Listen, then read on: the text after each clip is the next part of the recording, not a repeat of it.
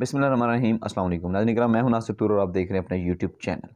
नाज़रीन किराम, इसराइल को तस्लीम करने के पीछे नून लीग की एक बहुत बड़ी साजिश, उसको बेनकाब करना वो आपके सामने रखनी है। और इसके साथ साथ इमरान खान साहब ने एक बड़ा ऐलान किया है और उमर अता बंदयाल साहब ने एक बड़ी जो है ना डट के वो मुकाबला कर रहे हैं। और नून लीग इसके पीछे क्या कर रही है, बेंचेस टूट रहे हैं, उसके बिहाइंड सारा मामला क्या थे, इस सारे हवाले से चंद अहम डेवलपमेंट्स आपके साथ शेयर करते हैं। नाज़रीन किराम, पहले एक बेंच बना, फिर वो टूट गया, फिर वो दूसरा बेंच बना, वो भी टूट गया।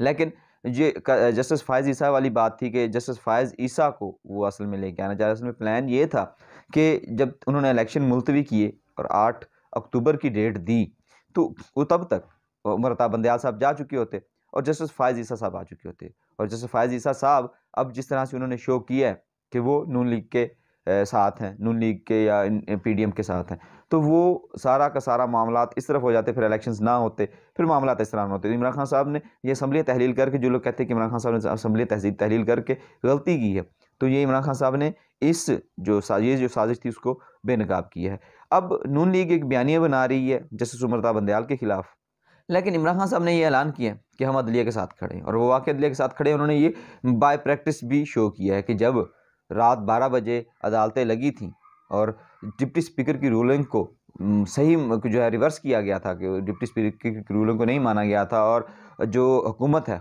ये पीडीएम हुकूमत वजूद में आई थी, तब इमरान खान साहब ने उसको एक्सेप्ट किया था।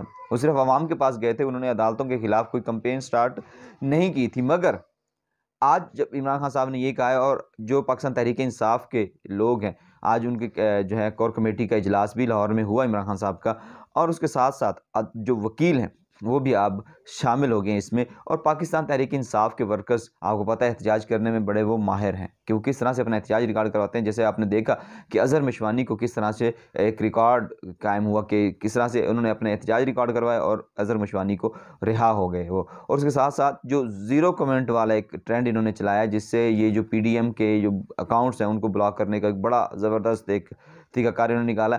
और चीफ जस्टिस उमर अता बंदयाल ने सेक्रेटरी दिफा और सेक्रेटरी ख़जाना को सोमवार को ज़ाती हैसियत में बुला लिया कि जी आप आएँ और आके बताएं कि आप लोगों के पास अगर वसाइल नहीं है तो हम वसाइल देते हैं कि किस तरह से इस मामलात को लेके चलना है। अब मैं आपको इनकी जो बदनीयती है वो बताऊं कि ये चाहते हैं, इन लोगों का ख्याल ये है, ये लोग चाहते नहीं, मतलब ये लोग करते ऐसे हैं कि मीठा मीठा हप्पू हप्पू और जो कड़वा कड़वा थू थू। तो ये देखें कि जी जब सुप्रीम कोर्ट ने यूसुफ रज़ा गिलानी साहब को नाअहल किया, तो ये एक तारीखी फ़ैसला है। आज इंसाफ की बालादस्ती हुई, ये 2012 की बात है जब नून लीग ने ये बयान दिया था। फिर दूसरा, सुप्रीम कोर्ट ने नवाज शरीफ को नाअहल करके इंसाफ की बालादस्ती की और तारीखी फ़ैसला दिया। ये पीपल्स पार्टी ने कहा, बत्ती चली गई। सॉरी, लाइट का थोड़ा इशू हो गया है।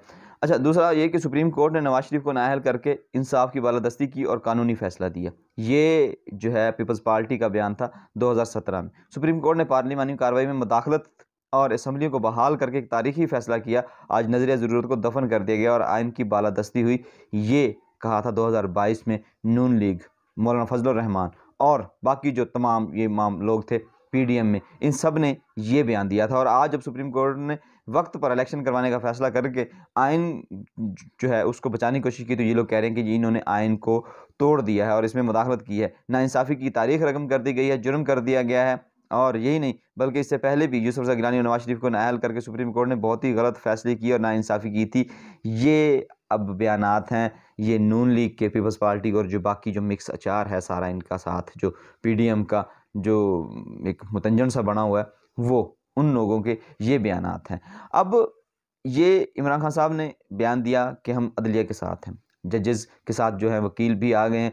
और उमर अता बंदयाल साहब, जिनके बारे में साहब का chief of army staff Qamar Javed Bajwa ने कहा था कि वो असाब जो है कमज़ोर असाब के मालिक हैं, आज नज़र आ रहा है कि वो कमज़ोर असाब के नहीं, बहुत मजबूत असाब के वो मालिक हैं, कि उन्होंने जो है मामलात को हैंडल किया है। बेंच टूट गए तो टूट जाने दें, कोई बात नहीं, अब वो 3 रुकनी बेंच है, अब वो फैसला करेगा। अब एक इतला ये आ रही है कि मुखिया हजरात की तरफ से जो इतला मिल रही है, जो एक मुखबर ने इतला दी है कि नून लीग अगर ये इलेक्शंस होते हैं तो वो इलेक्शन में हिस्सा ही नहीं लेंगे, वो ये इलेक्शन का बाइकाट करेंगे ताकि वो अपनी इज़्ज़त बचा सकें कि हम इलेक्शन में हिस्सा ही नहीं ले रहे। और अब बात करते हैं इसराइल को तस्लीम करने की, कि इन्होंने इसराइल को तस्लीम करने के मामले पर किस तरह से एक बहुत बड़ा प्लान बना रखा है पाकिस्तानी नज़ाद नशैल बिन खालिद ने दावा किया है कि उन्होंने तारीख़ में पहली बार इसराइल के साथ जो है कारोबार शुरू कर दिया है। उन्होंने यहाँ से खुश्क मेवजात और उसके साथ मसाले वगैरह जो हैं वो खजूरें उनको यहाँ से भेजी हैं। पहला जहाज़ पाकिस्तान का यहाँ से लंगर अंदाज हो चुका जो कि इसराइल पहुँच चुका है। अब ये इसराइल को एलानिया तौर पर तस्लीम करने का एक सबूत है, लेकिन यह भी शुरुआत है।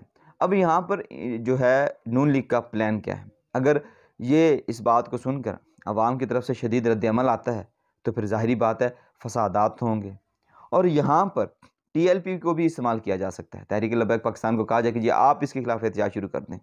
जब वो एहतजाज करेंगे तो मुल्क में फिर वही जो है फ़िरकावारियत और जो हंगामा आ रही है वो होगी और उससे इलेक्शन मुलतवी करने के लिए इनके पास एक जवाज़ आ जाएगा कि जी इससे इलेक्शंस को मुलतवी कर दिया जाए। और फिर इलेक्शंस नहीं होंगे तो फिर इस मामले से लोग पीछे हटेंगे और कहेंगे कि देखें जी ये इमरान खान की बिछाई हुई सुरंगें थीं जिसमें हम लोग अब पीछे निकलने की कोशिश कर रहे हैं, हम इसराइल को तस्लीम नहीं कर रहे, जिससे वो एक बयानिया बनाएंगे कि इसराइल को तस्लीम हमने नहीं करना था, ये इमरान खान साहब का प्लान था। और ये मकबूल जान साहब का ट्वीट मेरे सामने है। पाकिस्तान का पहला तिजारती जहाज़ इसराइल की बंदरगाह पर उतर गया है। पीडीएम के सरबराह मौलाना फजल रहमान को मुबारक हो और ये खबर भी वॉइस ऑफ अमेरिका ने दी है। अब जो लोग कहते थे कि इमरान खान साहब के ऊपर इल्ज़ाम लगाते थे कि वो यहूदी एजेंट है, वो यहूदी एजेंट है, वो खुद यहूदी एजेंट साबित हो चुके हैं कि वो खुद यहूदी होते हैं। वो एक किसी ने, मैं जोक भी पढ़ रहा था, कहीं लिखा हुआ था यहूदी कर दी नहीं मैं आप पे यहूदी हुई। तो ये लोग इमरान खान साहब को कहते थे कि वो यहूदी हैं, तो ये खुद अब यहूदी हैं। और इसका एक सबूत जो सच है वो हामिद मीर साहब ने भी बताया है कि किस तरह से ये जो है इमरान खान साहब के ऊपर प्रेशर था कि वो इसराइल को तस्लीम करें और वो इसराइल को तस्लीम नहीं किया था। ये ज़रा मुलाहिज़ा फरमाइए, 40 सेकंड का क्लिप है, ये ज़रा सुनिएगा। पिछले 2 साल में इमरान खान साहब पर खास तौर पे मार्च 2019 के बाद से इमरान खान साहब पर शदीद दबाव था कि वो इसराइल को तस्लीम करें। इस सिलसिले में इमरान खान साहब पर दबाव के अलावा उनको लालच भी दिया गया, लेकिन इस मामले पे वो एक शीशा पलाई हुई दीवार की तरह खड़े रहे और अभी तक वो इस मामले पर झुकने के लिए, कंप्रोमाइज करने के लिए तैयार नहीं है। और मैं ये समझता हूँ कि आने वाले वक्त में आपको पता चलेगा कि पिछले 2 साल में इमरान खान पर कितना दबाव डाला गया, लेकिन इमरान खान ने इसराइल के मामले पर कोई नहीं की और ये उनका बहुत बड़ा क्रेडिट है।